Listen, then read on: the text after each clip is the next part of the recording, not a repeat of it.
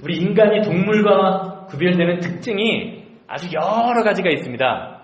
여러 가지가 있는데 특별히 제가 오늘 말씀드리고 싶은 건요. 우리가 인간을 mammals, 포유류라고 부르는데 그 포유류, 다른 포유류와 가장 구별되는 특징 중에 하나가 바로 무엇입니까? 바로 털 가죽이 없다는 거예요. 영어로 fur라고 불리우는 털 가죽이 없다는 겁니다. 물론 인간도 사람도 머리털도 있고 겨드랑이 털도 있고 털들이 있기는 합니다. 그렇지만 인간의 이러한 털들을요 가죽이라고 부르지는 않습니다. 동물은 가죽이라고 부르지만 인간은 뭐라고 부르죠? 영어로 말할 때 헤어라고 부르죠. 그냥 머리털과 같은 헤어라고 불러요. 인간은 동물처럼 외부로부터 몸을 지켜주고 체온을 따뜻하게 해줄 털 가죽이 없기 때문에 어떻게 하죠? 옷을 만들어서 입어요. 창세기를 보면 타락한 인간들이 나뭇잎으로 중요 부위를 옷을 가른 것을 보고 그것이 쉽게 말라버리니까 하나님께서 불쌍히 여기셔서 친히 가죽으로 옷을 만들어 주셨다라고 이야기를 하죠. 사실 옷이라는 것이 요즘은 멋을 내기 위해서도 있고 옷을 통해서 어떤 사람인지 구별할 수도 있습니다. 경찰인지 죄수인지 판검사인지 운동선수인지 그 사람의 옷이 그 사람의 신분을 말해주기도 합니다. 그 옷에 다양한 목적이 있지만 가장 근본적인 옷의 목적은요, 바로 우리 인간의 신체를 보호하기 위한 것입니다. 사람들이 지금은 과학이 발전하고 많은 건물을 짓는 기술들이 발전해서요, 남극과 북극을 정복하면서 살아가고 있어요. 그리고 많은 사람들이 세상에서 가장 높다고 하는 히말라야 산에도 올라갑니다. 일반인들도 히말라야 산 어느 정도까지 올라갈 수 있는 여행 코스가 있다라고 해요. 그런데 이렇게 남극과 북극을 정복하고 히말라야 산까지 정복할 수 있는 이유가 과학기술 발전도 있지만 가장 근본적인 이유는요, 가볍고 튼튼하고 보온이 잘 되는 옷을 개발했기 때문입니다. 일제시대 때 일본 사람들이 실험을 했다라고 하죠. 731 부대라고 마루타라고 해서 한국 사람들을 데려다 시베리아 한복판에 갖다 놓고 남자 여자 홀딱 벗겨놓고 얼마나 버티나. 영하 3, 40도 되는 데서 얼마나 버티나. 30분도 못 버틴대요. 지금이라도 반바지와 반팔을 입혀놓고 추운 남극이나 북극 혹은 히말라야 산을 올라가라라고 이야기한다면 아무리 힘든 조건에서 살아남는 법을 배운 건강한 사람이라도 1시간을 버티지 못할 겁니다. 이것이 바로 우리를 보호해주는 옷의 능력이에요. 그런데 이렇게 아무리 우리를 보호해주는 옷이라도요, 적절한 상황에 맞춰서 입어야 합니다. 그렇지 않으면 우리를 도리어 힘들게 만들 수 있어요. 내가 이제 보온력이 좋은 놀스페이스 잠바를 하나 샀다. 오리털 잠바를 하나 샀다. 그래서 그걸 한여름에 입고 다닌다 그러면 어떻겠습니까? 오늘 날씨가 조금 추워지니까 엊그저께까지만 해도 따뜻했는데 추워지니까 성도님들 잠바를 하나씩 다 걸치고 오셨잖아요. 왜 한여름엔 잠바를 안 걸치죠? 한여름에 잠바를 걸치면 아무리 좋은 옷이라도 비싼 옷이라도 땀이 나게 만들고요. 우리를 지치게 만듭니다. 여름에는 햇빛을 잘 가려주면서 통풍이 잘 되는 시원한 옷을 입어야 되고, 그리고 겨울에는 가벼우면서도 따뜻한 옷이 최고입니다. 아무리 비싼 옷이라도 겨울옷은 여름에 입을 수 없고요. 여름 옷은 겨울에 입을 수 없습니다. 사랑하는 여러분, 옷을 멋지게 잘 입으려면요, 옷을 잘 입는 센스가 있어야 됩니다. 여기 앞에서 보니까 다들 센스가 있으신 것 같은데요. 옷을 잘 입으려면 센스가 있어야 돼요. 그런데 적절한 상황에 적절한 옷을 입는 것은요, 삶의 기본이고 삶의 지혜입니다. 사랑하는 여러분, 여러분들은 지금 과연 어떤 옷을 입으셨습니까? 그렇다면 그 옷을 왜 선택하셨습니까? 물론 교회에 오려고 예배하기 위해서 깔끔한 옷을 입었을 겁니다. 그런데 오늘 성경 말씀에서는요, 그리스도인들이 입어야 할 옷에 관해서 이야기하고 있는 것을 볼 수가 있습니다. 12절과 14절 말씀 보시기 바랍니다.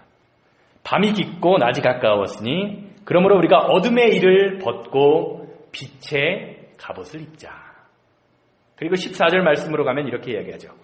오직 주 예수 그리스도로 옷 입고 정욕을 위하여 육신의 일을 도모하지 말라. 우리가 외적으로 없는 옷도 있지만 오늘 성경 말씀은요, 영적으로, 내적으로 입어야 할 옷도 있다라고 성경은 말하고 있는 거예요. 바로 빛의 갑옷. 다른 말로 말하면 그리스도로 옷을 입자라고 이야기하고 있습니다.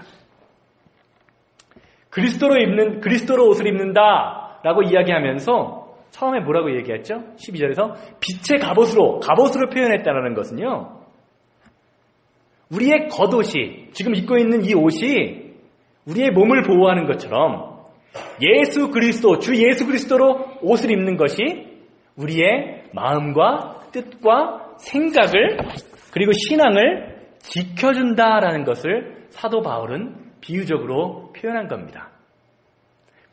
그렇다면 과연 그리스도 예수로 옷을 입는다라는 것은 어떤 말일까요? 어떻게 하면 우리의 신앙과 믿음이 예수 그리스도로 옷을 입음으로 말미암아 하나님으로부터 보호받는 삶을 살 수 있을까요? 저는 오늘 본문 말씀을 통해서요, 예수 그리스도로 옷 입는 삶이란 무엇인가에 관해서 잠시 살펴보고자 합니다. 말씀을 통해서 하나님이 주시는 귀한 음성 듣는 시간 되기를 주님의 이름으로 소망합니다. 오늘 본문 말씀 11절 말씀을 보면요, 사도 바울은 성도들에게 그리스도로 옷을 입을 것을 권면하면서 먼저 그리스도인들이 현재 처한 상황과 그리스도인들이 그리스도로 옷을 입어야 하는 이유에 대해서 설명합니다. 또한 너희가 이 시기를 알거니와 자다가 깰 때가 벌써 되었으니 이는 이제 우리의 구원이 처음 믿을 때보다 가까웠느니라. 제가 밑줄 저는 거 한번 보시기 바랍니다. 시기, 자다가 깰 때, 우리의 구원이 처음 믿을 때. 뭐를 표현하고 있습니까? 뭔가 시간에 관한 것을 지금 표현하고 있죠. 사도 바울은 지금 그리스도인들이 처한 상황이 바로 자다가 깰 때다, 구원받을 때다라고 말하고 있습니다. 즉 구원받을 때인데 뭐라는 거예요? 여전히 잠에서 깨어서 자다가 깰 때인데 여전히 잠들어서 구원받을 준비를 하지 못하는 사람들이 많이 있다라는 거죠. 성경을 보면 시간을 가르치는 두 가지의 단어가 있습니다. 하나는요, 크로노스라는 단어이고요. 또 하나는 카이로스라는 단어입니다. 제가 의미에 대해서 써놨는데, 먼저 크로노스라는 단어는 어떤 의미냐? 단순히 우리의 역사 가운데서 흘러가는 시간을 의미합니다. 즉 연대기적이죠. 아침이면 해가 뜨고 밤이면 해가 지는 우리가 결정되어 있는 시간, 지구가 자전하고 공전하면서 결정되는 시간을 의미합니다. 매일 한 번씩 어김없이 낮과 밤이 찾아오고 매년 한 번씩 봄, 여름, 가을, 겨울, 지금 가을이 되면 이제 단풍이 막 지기 시작하는데 이렇게 아름다운 단풍이 지는 시기가 가는 시간을 이야기하죠.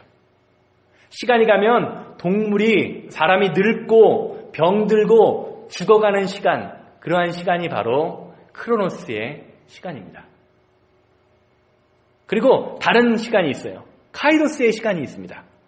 카이로스라는 시간은 뭐냐? 순간, 기회라는 뜻을 가지고 있는 단어입니다. 한 번 놓치면 다시는 붙잡을 수 없는 기회의 시간을 말하는 거예요. 여러분들 각자에게 주어진 시간 혹은 하나님이 계획하신 기회라는 의미가 있습니다. 자, 그렇다면 과연 오늘 본문 말씀 11절에서 말하는 이 시기, 배터리가 없나 보네요. 이 시기는 과연 어떤 단어를 썼을까요? 사도 바울이 성경에서 어떤 단어를 썼을까요? 카이로스를 썼을까요? 크로노스를 썼을까요? 이 시기가 다가왔다. 여러분들 어떤 것 같으세요? 자, 크로노스 같다. 카이로스 같다. 예. 자, 나 잘 모르겠다. 예. 여기서는요, 바로 구원의 때를 가르치는 카이로스를 사용했어요. 사도 바울이.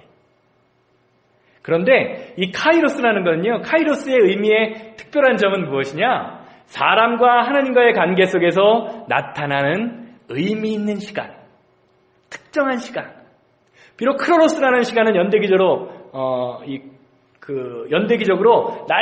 날마다 우리에게 주어지는 시간은 흘러가지만 그 주어지는 시간 가운데에서 나에게 특별한 의미가 있을 때, 그리고 하나님에게 특별한 의미가 있을 때 그 시간을 바로 카이로스라고 부르는데, 하나님의 활동이 전개되는 그 하나님의 뜻이 계획되는 시간을 카이로스라고 부르는데 바로 이 단어를 사용했다는 겁니다.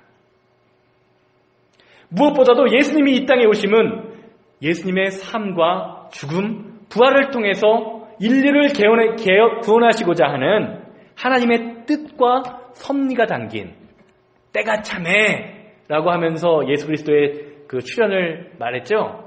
바로 그 때가 참해할 때 그 때가 찼다라는 것이 바로 카이로스, 하나님의 시간이 우리에게 다가왔다는 겁니다. 이 시간은요, 과거로 흘러가면서 죽어가는 시간, 우리가 시간이 흘러가면, 제가 이제 만으로 38년의 시간을 살았는데 38년의 시간은 죽어간 시간이잖아요. 이제 다시는 돌이킬 수 없는 시간이 되잖아요. 이 죽어가는 시간이 아니라 오늘을 살아가는 우리에게 생명을 주는 의미 있는 시간이 되는 것이 바로 카이로스의 시간이에요. 그러므로 우리는 어떻게 살아야 되냐? 이 카이로스와 크로노스의 시간을 바라보면서 크로노스의 시간을 살아가는, 일반적인 시간을 살아가는 우리가 하나님과 만나는 카이로스의 시간이 있어야 된다는 것을 오늘 본문은 말해주고 있는 것입니다. 성경에 많은 사람들이 카이로스의 시간을 살았습니다. 아브라함도, 모세도, 다윗도, 바울도 우리의 일반적인 일상의 삶을 살아가지만 하나님과 만남이 있는 특별한 시간을 살아갔음을 기억하시기 바랍니다. 사랑하는 여러분, 여러분의 삶을 한번 눈 감고 돌이키시면서 여러분들의 인생을 한번 돌이켜보시기를 바랍니다. 나의 과거, 현재, 미래를 한 줄에 놓고 내 삶에 과연 어떤 변화가 있었는지, 어떠한 의미 있는 사건이 있었는지 살펴보시기를 바랍니다. 오늘 말씀은요, 그리스도인으로서 우리가 일생을 살아가면서 그냥 인생만 지나가면서 시간이 지남에 따라서 육신이 약해지는 그러한 크로노스의 삶을 사는 것이 아니라 하나님과의 관계 속에서 나타난 의미 있는 시간이 우리에게 주어졌다라고 지금 말해주고 있는 것입니다. 의미 있는 삶을 살아라. 하나님을 만나는 시간을 가져라. 구원의 시간이 너에게 다가왔다라고 이야기해주고 있습니다.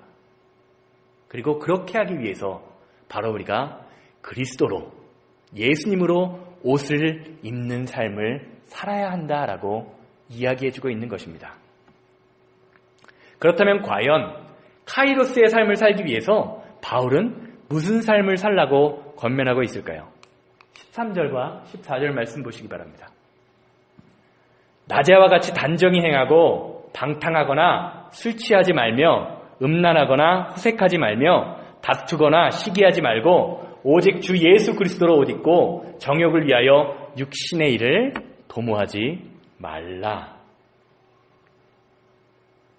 12절 말씀에서는요, 이렇게 이러한 일들, 13절, 14절에서 이야기하는 이러한 것들을 무엇이라고 설명하고 있냐면 어둠의 일이라고 이야기하고 있어요. 어둠의 일.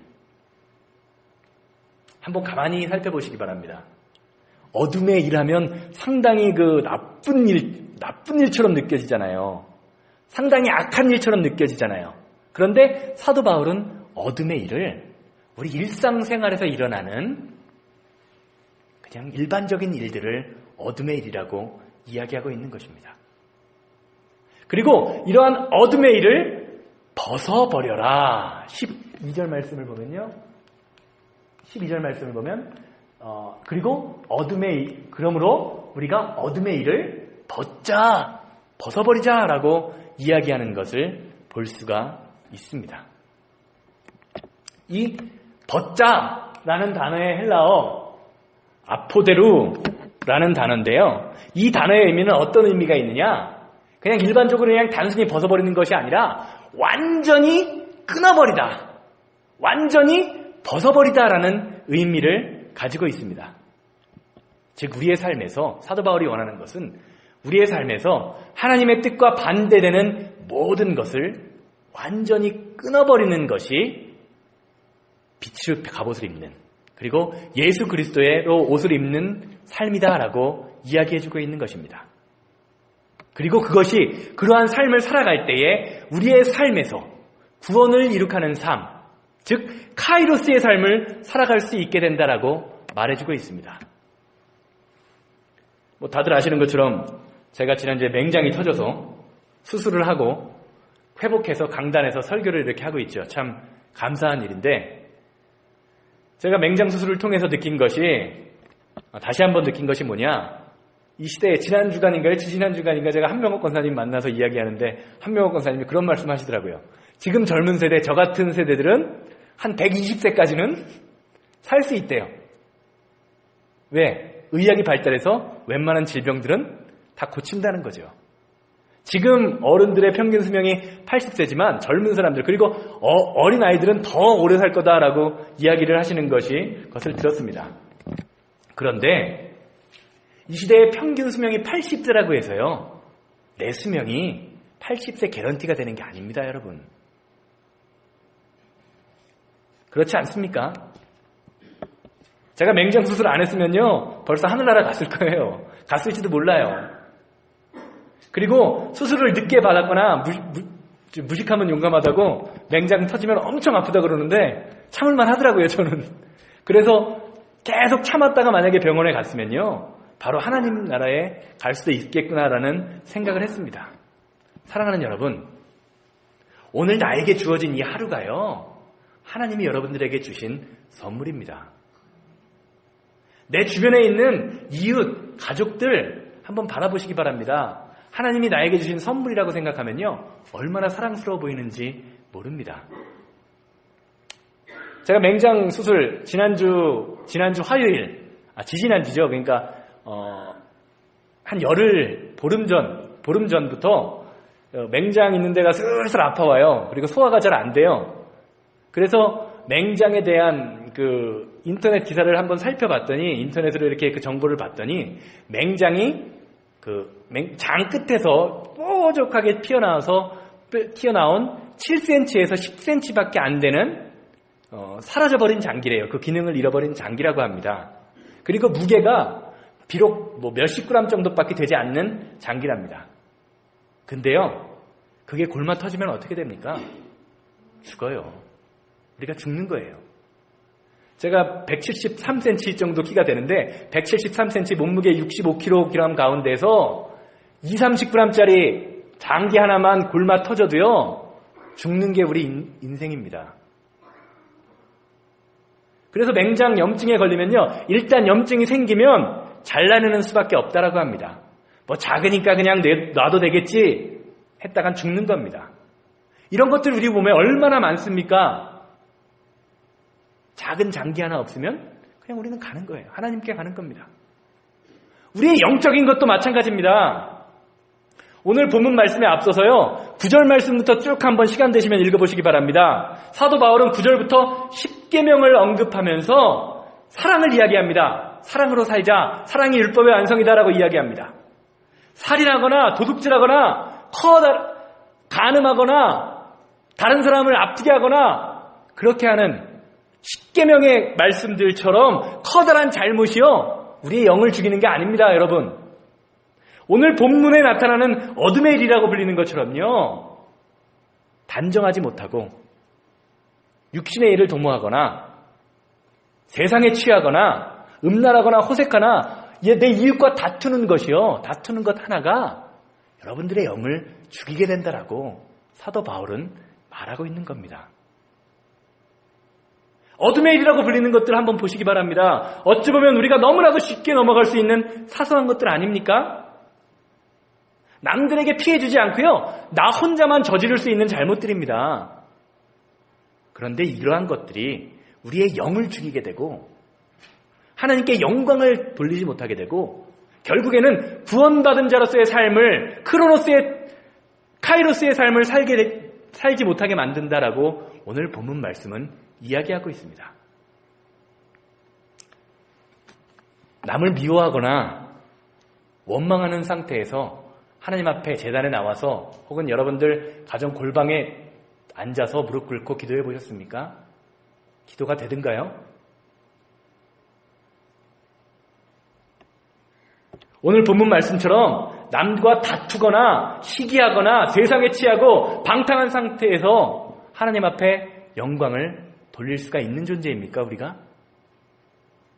사랑하는 여러분, 우리의 영이 살기 위해서는요, 과감히 끊어버릴 수 있는 용기와 믿음이 필요합니다.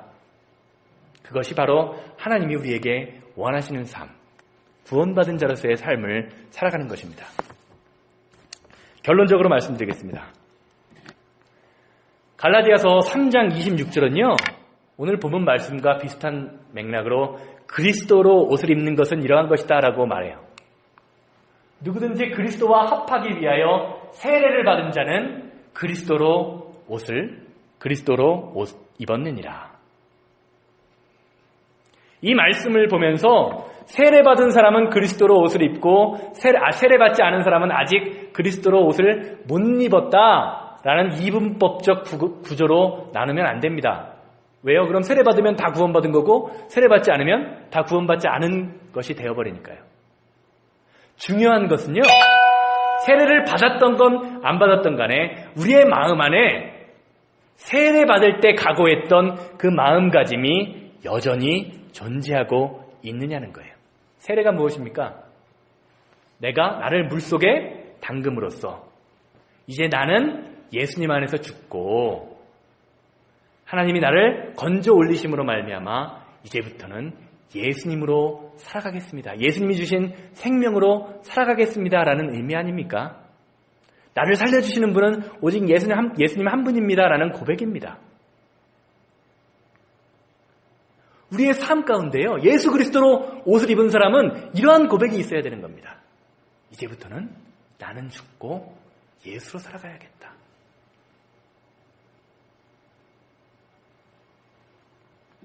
제가 맹장이 서져서 다른 장기에 좀 염증이 생겨서 항생제를 먹어요.